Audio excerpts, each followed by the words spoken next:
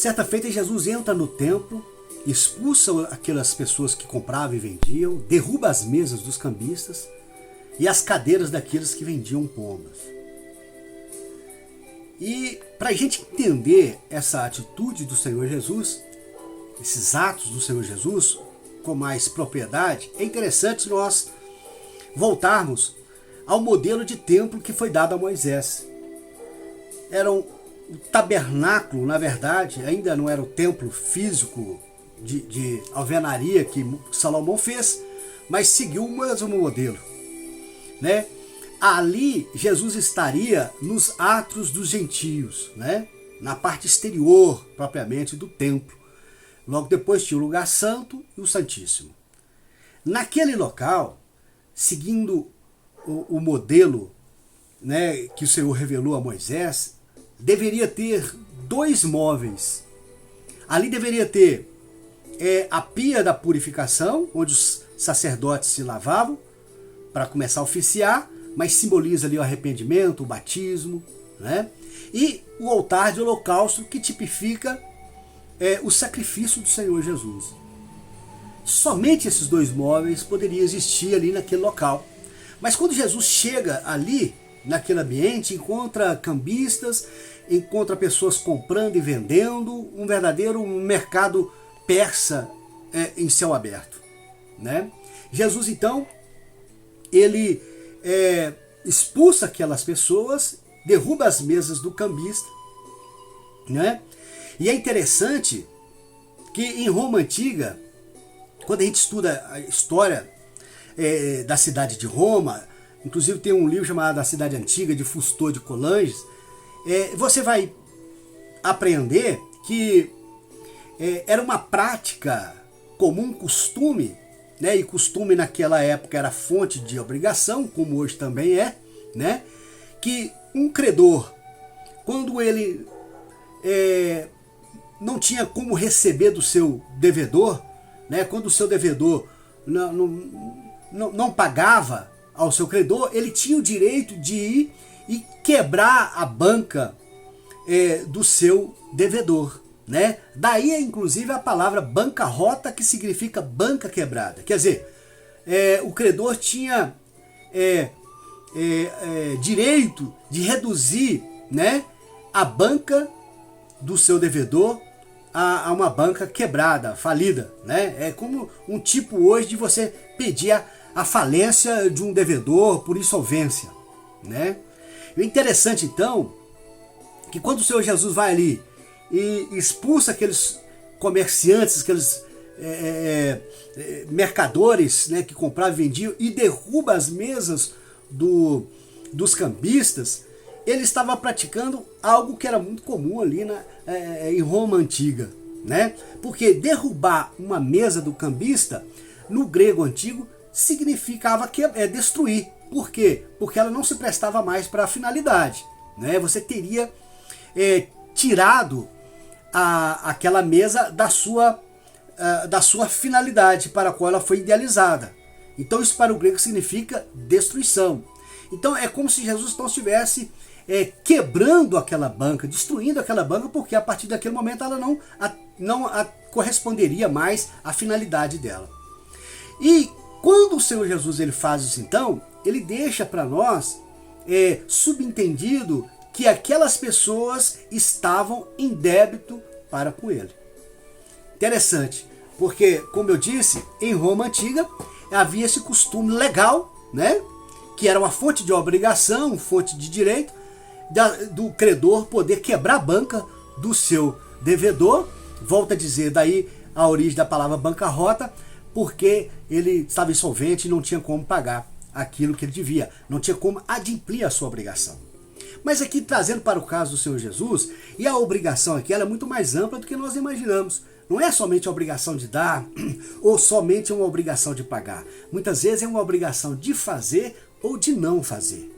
O fato é que subtende-se que aquelas pessoas tinham inobservado alguma obrigação de fazer ou de não fazer para com o Senhor Jesus.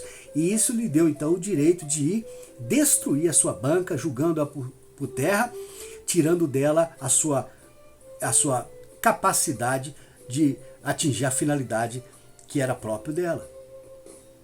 Olha, o que eu quero deixar essa palavra para você é que muitas vezes nós experimentamos uma bancarrota, uma banca quebrada, muitas vezes as nossas atividades, as nossas coisas não estão conseguindo atingir a finalidade para a qual ela foi idealizada, edificada, né?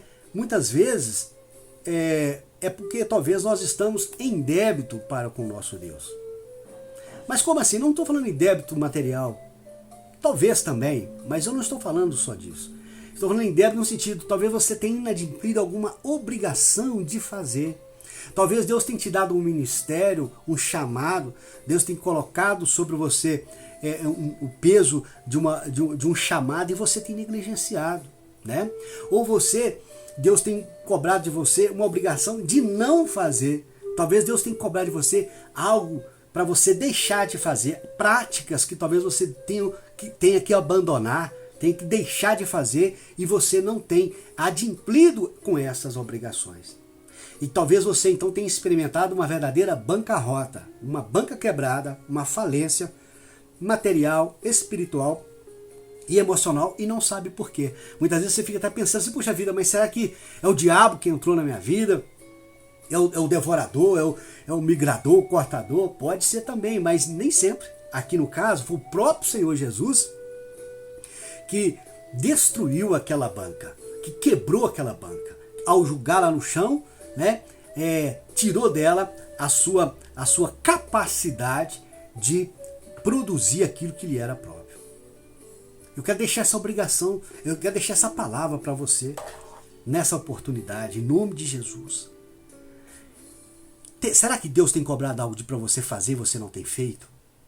Ou será que Deus tem cobrado algo para você deixar de fazer? Práticas ilícitas, práticas que são contra a moral objetiva, práticas que são contrárias, sabe? A ética cristã, ao comportamento cristão. E você tem insistido.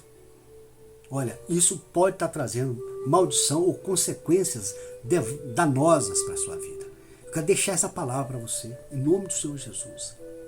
Aqui nesse local, nos átrios dos gentios, aqui é lugar de arrependimento, aqui é lugar de purificação, aqui não é lugar de impureza, aqui não é lugar de pregar outras coisas, é lugar de pregar que os povos, que os ímpios se arrependam.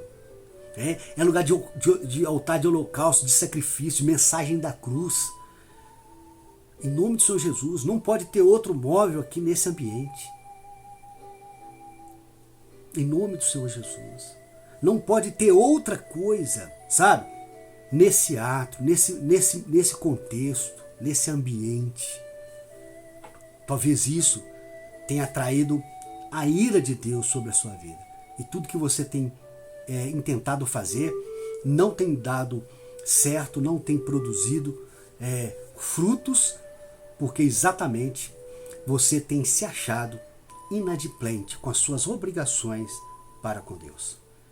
Em nome de Jesus, endireite os seus caminhos, alinhe a sua vontade com a vontade de Deus e você vai ver, cumprir na sua vida o que está lá no Deuteronômio 28, a obediência atraindo bênção sobre a sua vida. Amém? Eu quero te abençoar em nome do Senhor Jesus, que você seja tremendamente abençoado, que você entenda que Deus quer te abençoar, que Deus quer te prosperar, quer te edificar, te fortalecer. Mas você precisa fazer a sua parte, adimplir com as suas obrigações nessa aliança, nesse pacto. Ok? Em nome do Senhor Jesus. Meu nome é Edemir Aguiar, eu sou advogado e pastor do Ministério Voz do que Clama no Deserto. Quero te pedir que você abençoe o canal, se inscrevendo, deixando o seu like e compartilhando essa mensagem para que outras pessoas venham ser alcançadas também. Amém? E lembre-se, só o Espírito Santo de Deus pode conduzir o homem no caminho de toda a verdade e não apenas a um aspecto desta mesma verdade. Fique com Deus e até o próximo vídeo.